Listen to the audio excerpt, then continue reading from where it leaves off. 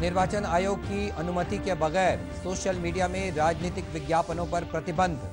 Social media के साथ बैठक में आयोग ने लिया फैसला।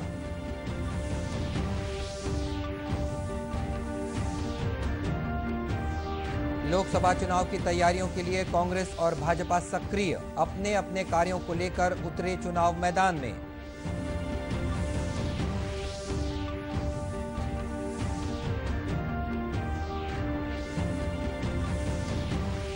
और लोकसभा के लिए नामांकन के पहले दिन ही माओवादियों का हमला, एक जवान शहीद।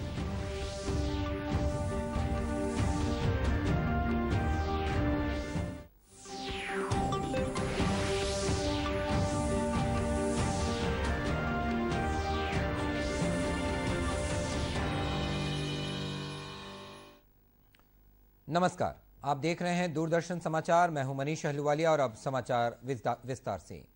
राज्य निर्वाचन आयोग ने लोकसभा चुनाव के दूसरे चरण के लिए अधिसूचना जारी कर दी है। दूसरे चरण में 18 अप्रैल को कुल 13 राज्यों और केंद्र शासित प्रदेशों के 97 निर्वाचन क्षेत्रों में मतदान होगा। इसके लिए प्रत्याशी 26 मार्च तक नामांकन दाखिल कर सकते हैं। इनकी जांच अगले दिन यानी 27 मार्च को होगी और उम्मीदवार 29 मार्च तक अपना नाम वापस ले सकते हैं। इस चरण में तमिलनाडु की सभी 39 सीटों पर चुनाव होगा और इसी तरह कर्नाटक में 14, महाराष्ट्र में 10, उत्तर प्रदेश में 8, आसाम, बिहार और ओडिशा में 5-5, छत्तीसगढ़ और पश्चिम बंगाल में 3-3, जम्मू और कश्मीर में 2, जबकि मणिपुर, त्रिपुरा और पुदुच्चेरी में 1-1 सीट पर मतदान होगा।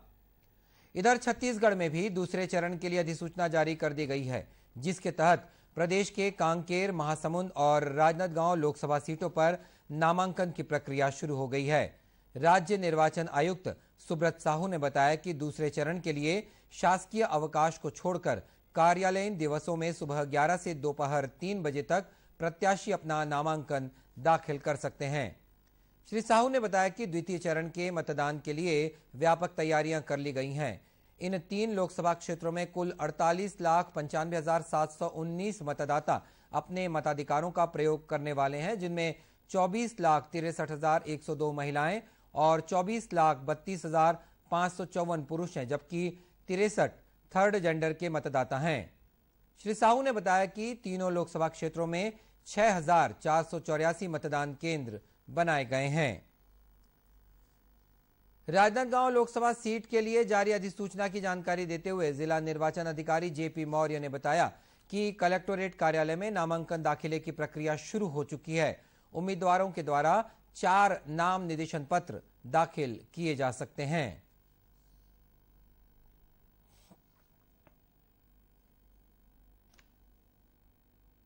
लोकसभा चुनाव में चुनाव लड़ना चाहते हैं या कैंडिडेट बनना चाहते हैं, वो आज से अपना नामांकन दाखिल कर सकते हैं। 11 बजे से 3 बजे के बीच में अवकाश दिनों को छोड़कर जो है 26 तारीख तक जो है नॉमिनेशन दिया जाएगा। उन्होंने बताया कि यहां 18 अप्रैल को मतदान की प्रक्रिया संपन्न होगी और 23 मई को मतगणना की जाएगी। निर्वाचन आयोग सोशल मीडिया में राजनीतिक विज्ञापन प्रदर्शित नहीं करने के संबंध में दिशा निर्देश जारी करने जा रहा है। निर्वाचन आयोग ने मुंबई उच्च न्यायालय को बताया है कि कोई भी राजनीतिक दल बिना उसके पूर्व प्रमाणन के राजनीतिक विज्ञापन प्रदर्शित नहीं करेगा। आयोग ने बताया कि सोशल मीडिया के वार्ताकारों के साथ बैठक होने वाली है, जिसमें इस मुद्दे पर फैसला किया जाएगा।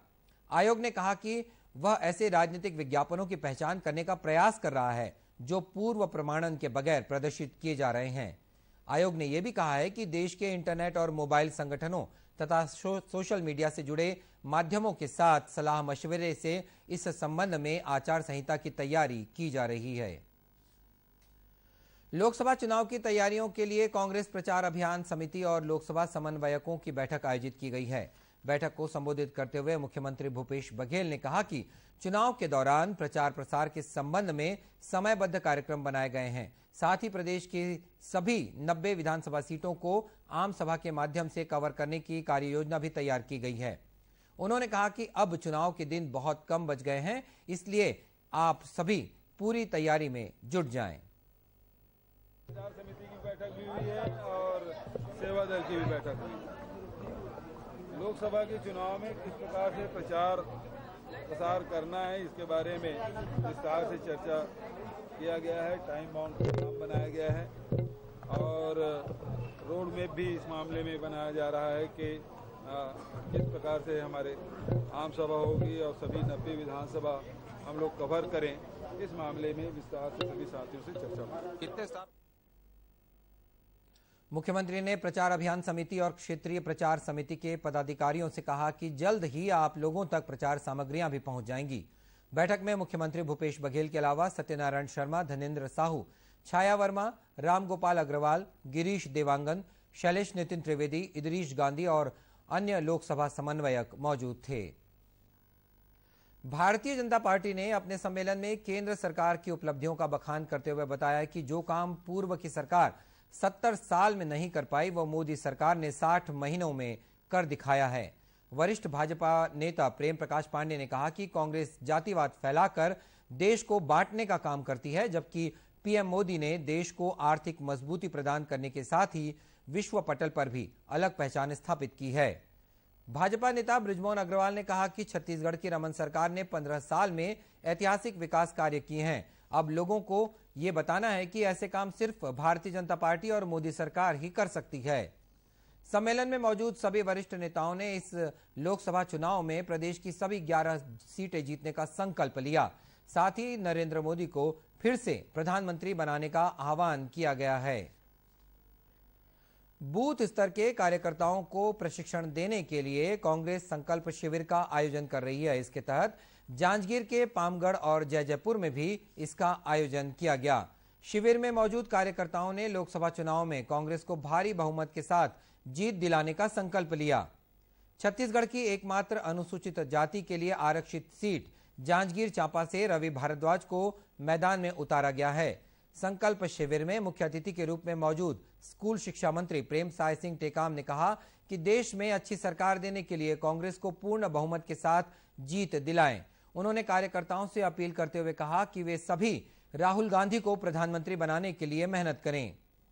जांजगीर चांपा से लोकसभा प्रत्याशी रवि भारद्वाज ने कहा कि छत्तीसगढ़ की सरकार ने पिछले 60 दिनों में कई जनहितैषी घोषणाओं को पूरा किया है।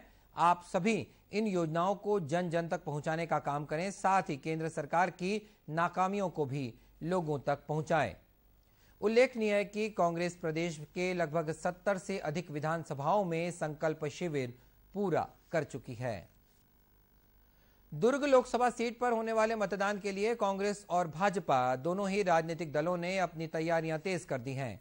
कांग्रेस जहां अपने 60 दिन की उपलब्धियों और मोदी सरकार की कमजोरियों को लेकर चुनाव मैदान में उतर गई है, वहीं भारतीय जनता पार्टी कांग्रेस की कमजोरियों को उजागर करने में लगी हुई है। राज्य के 11 लोकसभा सीटों में से सिर्फ दुर्ग लोकसभा सीट ही कांग्रेस के पास है, जहां से ताम्रध्वज साहू सांसद हैं। भाजपा इस सीट को जीतने के लिए जोर लगा रही है। भाजपा के वरिष्ठ नेता प्रेम प्रकाश पांडे ने कहा है कि कांग्रेस झूठे वायदे कर छत्तीसगढ़ में सरकार बनाने में तो सफल रही, लेकिन केंद्र में उसका ये झूठ नहीं चलेगा। जनता समझ चुकी है कि सत्ता पाने के लिए कांग्रेस ने उनसे झूठा वादा किया था।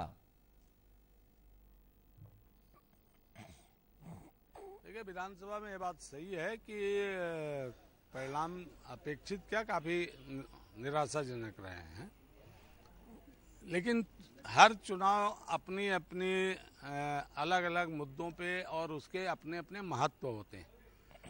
विधानसभा में जहां मुख्यमंत्री को चुनने के लिए चुनाव होता है, वहीं पे लोकसभा में प्रधानमंत्री को चुनने के लिए चुनाव होता है। तो मुझे लगता है कि देश की जनता आज सबसे सशक्त, समझदार, शौर्य रखने वाले, हर दृष्टि से ईमानदार, मेहनत करने में उनका कोई सानी नहीं, ऐसे प्रधानमंत्री आदरणीय मोदी जी को दोबारा इस देश का नेतृत्व देगी। वहीं कांग्रेस के नेता और महापौर देवेंद्र यादव ने कहा कि छत्तीसगढ़ सरकार ने पिछले 60 दिनों में गरीब किसान और मजदूरों के लिए कई योजनाएं लाई हैं, लोगों का बिजली का बिल आधा किया है। श्री यादव ने कहा कि कांग्रेस सरकार के 60 दिन भाजपा सरकार ने 60 महीनों पर भारी हैं। विषयों पर मैनिफेस्टो की जहाँ तक बात है, सभी वर्गों से चर्चा करके कि क्या क्या बेसिक इश्यूज हैं जिस पे काम होने चाहिए। जैसे छत्तीसगढ़ में जब मैनिफेस्टो पे काम हो रहा था तो हम लोगों ने काफ़ी लंबे समय इस पर काम किया, हर वर्ग के लोगों से चर्चा की और उन चर्चाओं में जो विषय आए उनको मैनिफेस्टो में सम्मिलित किया और आज हम लोग उन सभी विषयों को एक एक करके लागू भी कर रहे हैं। तो इस तरीके से देश के अंदर भी जो मुख्य विषय हैं, जो मुख्य लोगों की भावना है, उन सभी विषयों को लिया जाएगा मैनिफेस्टो में और उस पर काम किया जाएगा। और दोनों ही राजनीतिक दलों के नेताओं ने दुर्ग लोकसभा सीट के साथ प्रदेश की सभी 11 सीटों पर जीत का दावा भी किया है। लोकसभा चुनाव के लिए मतदाता जागरूकता कार्यक्रम के तहत बालोद जिले में वचन मतदान का आयोजन किया गया, जिसके तहत जिले के गुंडरदेही में जन जागरूकता रैली निकाली गई। इस रैली में बड़ी संख्या में महिला कमांडो ने हिस्सा लिया। रैली में शामिल महिलाओं ने लोगों को मतदान के प्रति जागरूक करने के लिए नारे लगाए, साथ ही उन्हें मतदान की उपयोगिता के बारे में भी जानकारियां दी। महिलाओं ने लोगों से कहा कि आप अपने मताधिकार का उपयोग कर देश में अच्छी सरकार चुनने में अपनी अहम भूमिका अदा कर सकते हैं। एसडीएम राम सिंह ठाकुर ने बताया कि मतदाता जागरूकता के लिए ईवीएम का प्रदर्शन किया जा रहा है, साथ ही रंगोली और विभिन्न माध्यमों से लोगों को जागरूक भी किया जा रहा है। उन्होंने कहा कि हमारी कोशिश है कि अधिक से अधिक लोगों को जोड़कर मतदान के लिए प्रेरित किया जाए। जागरूकता के लेकर हमारे यहाँ सभी गांवों में ईवीएम मशीन का प्रदर्शन किया जा रहा है और इसके साथ साथ स्कूल कॉलेजों के माध्यम से भी प्रचार प्रसार किया जा रहा है, रंगोली वगैरह बनाया जा रहा है, महिलाओं को इसमें जोड़ा जा रहा है। जैसे कि आज आप देख रहे हैं कि यहाँ पे महिला कमांडों की काफ़ी संख्या महिला जागरूकता के तहत यहाँ आमंत्रित करके जागरूक करने की दिशा में एक प्रयास किया जा रहा है। इसी तरह से हमारे बड़े बड़े गांव हैं, सभी जगह जागरूकता के तहत ये कार्यक्रम चलाए जा रहे हैं। और कार्यक्रम में मौजूद तथा पद्मश्री से सम्मानित शमशाद बेगम ने कहा कि मतदाताओं को जागरूक करने के लिए महिलाएं भी आगे आ रही हैं। उन्होंने कहा कि इन महिला कमांडो ने रैली निकालकर लोगों को बिना प्रलोभन के अपने मताधिकार का सही उपयोग करने के लिए प्रेरित किया। मतदाता जागरूकता के लिए हमारी महिला कमांडो पिछले विधानसभा में अच्छा सहयोग किया। उन्होंने घर घर दस्तक अभियान और गांव में रैलियों के माध्यम से, इस समय भी लोकसभा चुनाव में महिला कमांडो रैली के माध्यम से, घर घर दस्तक के माध्यम से लोगों को जागरूक कर रही है और ये समझाइश दे रही कि हमको किसी प्रलोभन में, किसी लालच में नहीं आना है और योग्य व्यक्ति को ही चुन के लाना है। और जिनकी उम्र 18 वर्ष हो चुकी है उनको जरूर मतदाता सूची में नाम जुड़वाएं और उनको मतदान केंद्र तक जरूर भेजें। और गुंडरदेही में मतदाताओं को जागरूक करने के लिए निकाली गई ये रैली विभिन्न मार्गों से भ्रमण करते हुए जनपद कार्यालय में समाप्त हुई। इस दौरान पीठासीन अधिकारियों द्वारा महिलाओं को ईवीएम तथा वीवीपैट के संबंध में विस्तार से जानकारियां दी गई और वोट डालने की प्रक्रिया से अवगत कराया गया। लोकसभा चुनाव के लिए नामांकन दाखिले के पहले दिन ही माओवादियों ने बड़ी वारदात को अंजाम दिया है। दंतेवाड़ा के कारली में माओवादियों द्वारा किए गए सीरियल ब्लास्ट में एक जवान शहीद हो गया, जबकि 5 अन्य घायल हो गए हैं। घायलों को उपचार के लिए अस्पताल में भर्ती कराया गया है। जानकारी के मुताबिक सीआरपीएफ की 231वीं बटालियन की टीम राज्य पुलिस इकाई के साथ जिले के अरनपुर क्षेत्र में ड्यूटी पर तैनात सर्चिंग पर निकली। ये टीम शाम 4 बजे जैसे ही कोंदापारा इलाके में पहुंची, वैसे ही माओवादियों के एम्बुश में फंस गई। इसी दौरान माओवादियों ने एक के बाद एक लगातार 6 विस्फोट किए और अंधाधुंध फायरिंग भी शुरू कर दी। इस हमले में एक जवान शहीद हो गया। शहीद जवान का नाम शशिकांत तिवारी बताया जा रहा है। वह उत्तर प्रदेश के उन्नाव जिले का रहने वाला है। वहीं घायलों में प्रवीण कुमार, सुमित कुमार, जितेंद्र तोमर, एम हरिकृष्णन और मुथु कृष्णन शामिल हैं। और इसी के साथ ये समाचार बुलेटिन समाप्त हुआ। नमस्कार।